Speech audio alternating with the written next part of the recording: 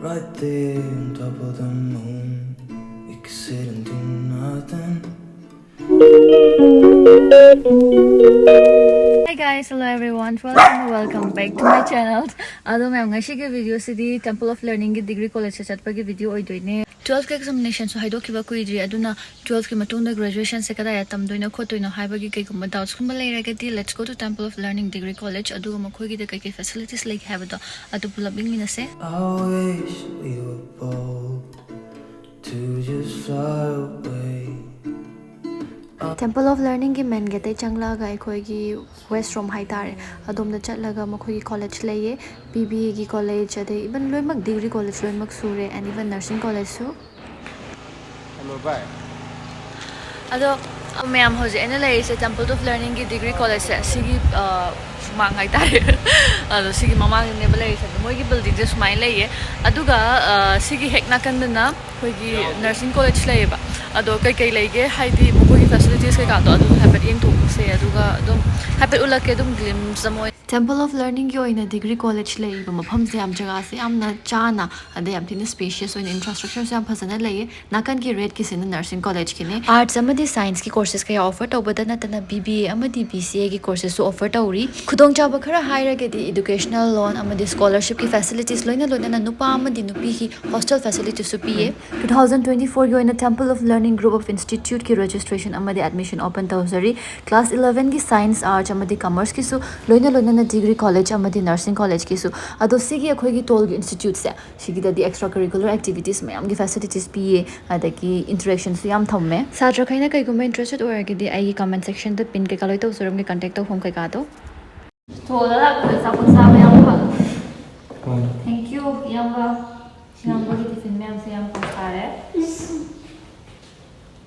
हंजना pizza बिगोरे ये माहौल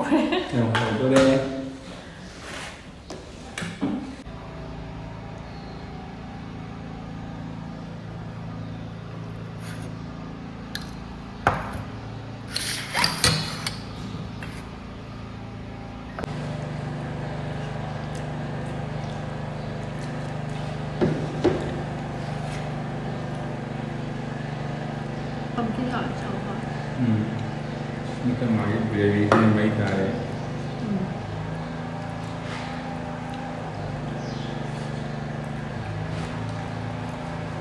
Tol dah lapar nanti. Dasar dia ki mukbang yang berlapar ni.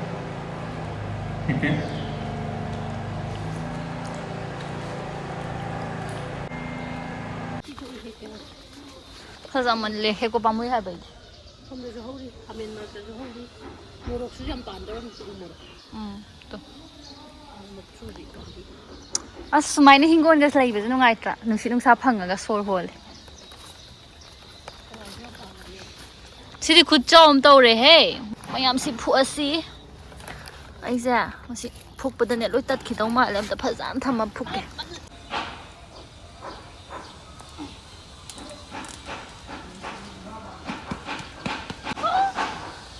Sina yen gi khamani sina koi na charani lao char se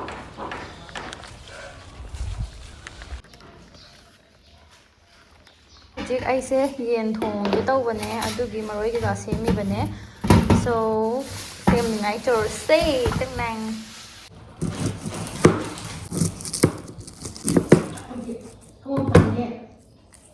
không de ai di lactose ke no tong tong ni sangong ko thak patal Là coi đi.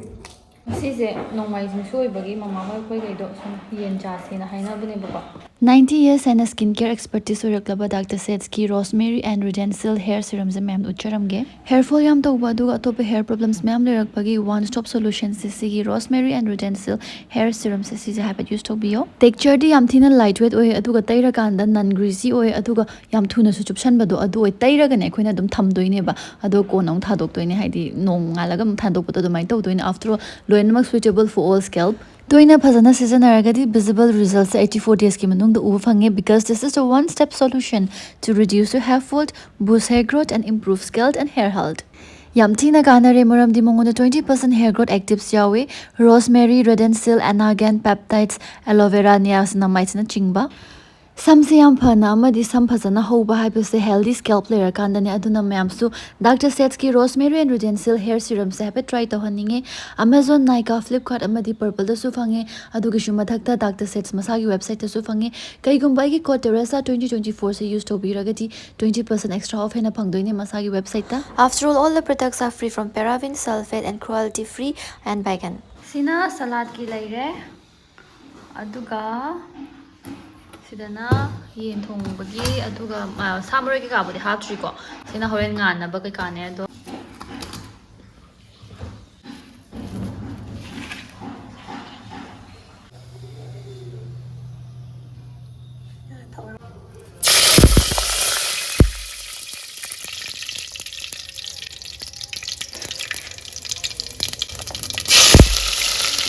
ꯌꯦꯟ ꯊꯣꯡꯕꯁꯤꯗ ꯂꯩꯔꯦ ꯃꯃꯥꯅ ꯊꯣꯡꯕꯅꯦ ꯑꯩ ꯊꯣꯡꯗꯦ ꯑꯗꯣ ꯌꯦꯟꯒꯨꯝꯕ ꯉꯥꯒꯨꯝꯕ E ꯌꯥꯎꯕ ꯄꯣꯠꯁꯦ ꯆꯥꯝꯕꯗꯒꯤ ꯍꯧꯔꯒ ꯑꯗꯨꯝ ꯊꯣꯡꯕ ꯈꯣꯠꯄꯁꯦ ꯑꯩ ꯀꯌꯥ ꯍꯩꯅꯗꯦ ꯍꯥꯏꯗꯤ ꯊꯨꯛ ꯊꯨꯛ ꯂꯥꯎꯕꯗꯣ ꯑꯗꯨꯃꯥꯏꯅ ꯐꯥꯎꯋꯦꯕꯀꯣ ꯆꯥꯕꯗꯤ ꯍꯥꯎꯋꯦ ꯑꯗꯣ ꯍꯣꯏ ꯁꯥ ꯉꯥꯁꯦ ꯑꯩ ꯊꯣꯡꯗꯦ ꯁꯨꯃꯥꯏꯅ ꯍꯥꯏꯇꯥꯔꯦ ꯁꯝꯅ ꯑꯗꯣ ꯍꯣꯏ ꯁꯂꯥꯗꯁꯤꯃꯗꯤ ꯊꯣꯏꯗꯤꯡ ꯍꯥꯞꯄꯒ ꯑꯣꯂꯤꯐ ꯑꯣꯏꯜꯒ ꯃꯣꯔꯣꯛ ꯑꯇꯦꯛꯄꯒ ꯍꯥꯞꯄꯒ ꯁꯦꯝꯕ ꯊꯤꯅ ꯍꯥꯎꯋꯦ ꯍꯥꯏꯕ ꯁꯤ ꯑꯩꯒꯤ ꯐꯦꯚꯣꯔꯥꯏꯠꯅꯦ ꯑꯦꯟ ꯑꯩꯒꯤ ꯔꯦꯁꯤꯄꯤ ꯑꯃ ꯇꯣꯉꯥꯟꯅꯁꯨ ꯂꯩꯖꯩ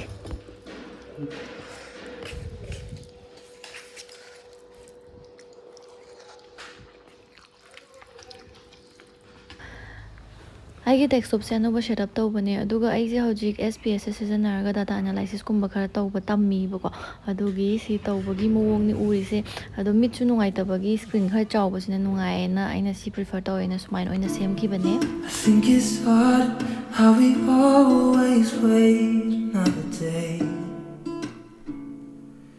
How we watch things that kids walk away.